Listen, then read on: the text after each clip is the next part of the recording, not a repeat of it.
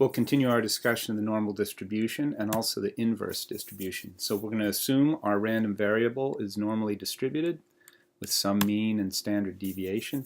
As we've seen in class, we have two types of problems.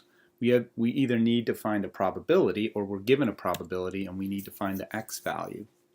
So the first type of problem, we will take our x value, convert to a z-score, and then look up probability in the table.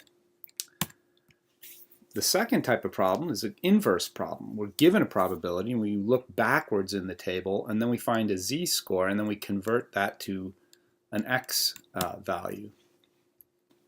Always a good idea to sketch a curve, label, and shade the area that you want. Okay, here's an example. Heights of men normally distributed. So we want to find the percentage of men who are taller than 72 inches. So we're given the x, and we want to find the probability. So in notationally, this is what we're looking. Note that this is a right-hand probability.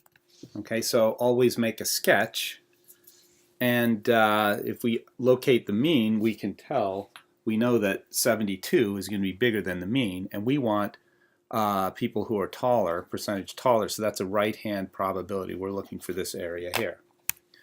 Okay, so the first thing that we're going to do is convert to a z-score using our formula. So the z-score is 1.21, and then next we're going to look in our table. So we identify 1.2, and then the second decimal place 1, and that brings us down here 0.8869.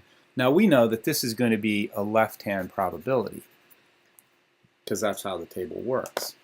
So in order to get the probability we want, we're going to take that 0.8869 and subtract it from 1. So there is our probability. So that's the percentage of men taller than 72, about 11%, 11.3%.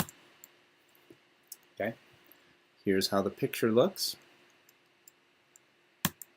Okay. So the second type of problem called is where we'll actually use the inverse normal distribution. So we're given a probability and we want to find x. So we have to kind of do that process going backwards. Here's an example. We want to find a height such that 95% of women are shorter than that height. So here we're given that women's heights are distributed normally. So here we want to find the c such that probability x bigger than c is 0.05. Here's our sketch. We want to be clear which is the left-hand probability and what's the right-hand probability, and we want to find x. Well, first we're going to find the z value that satisfies that. So we look in our table and we find these two values here which are close to 0.95, 0.9495 and 0.9505. So those correspond to some value in between 1.64, right? Here's the 4 column and the 5 column. So between 1.64 and 1.65.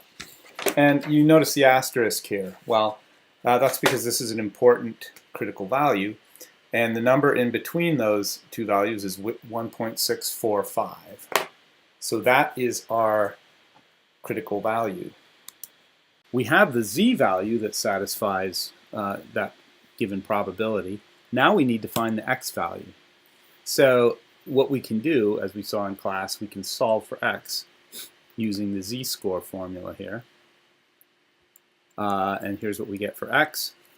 So we found the z, we have sigma, so 68.47 inches. So 95% of women would be shorter than 68.5 inches. Using Excel, we can easily find these probabilities. Here's the first example. We had men's heights, and that was the mean and standard deviation. We wanted probability. Men were taller than 72 inches. This is going to give us the left-hand probability, and then this is the right-hand probability, which we found.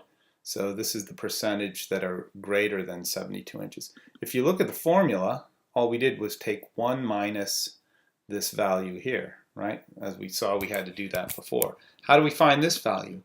Well, you see there's an Excel formula that does that. It's called normdist.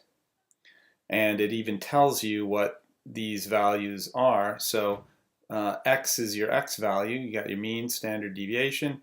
And then for cumulative, you just want to set to true.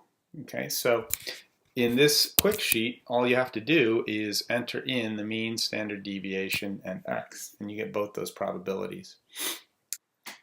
In our second example, we were given the probability, 0.9, the left-hand probability, and we wanted to find the x value.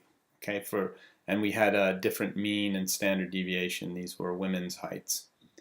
Okay, so all you have to do is enter those values here, these three values, and this is the x value. If you click on this formula, you can see that the formula is called norm inverse. That's because it's the inverse normal distribution. Okay, and there it is. The value that we looked up in the table there, 1.645, is referred to as a critical value. So z sub alpha is the z-score with alpha probability to the right. So the picture looks like this. So this number on the x-axis is z sub alpha if alpha is to the right. Okay, so in our example, we found that z sub 0.05 is 1.645. These are called critical values. And here's what the picture looks like for this example. So note the notation here. Z sub 0.05 is 1.645.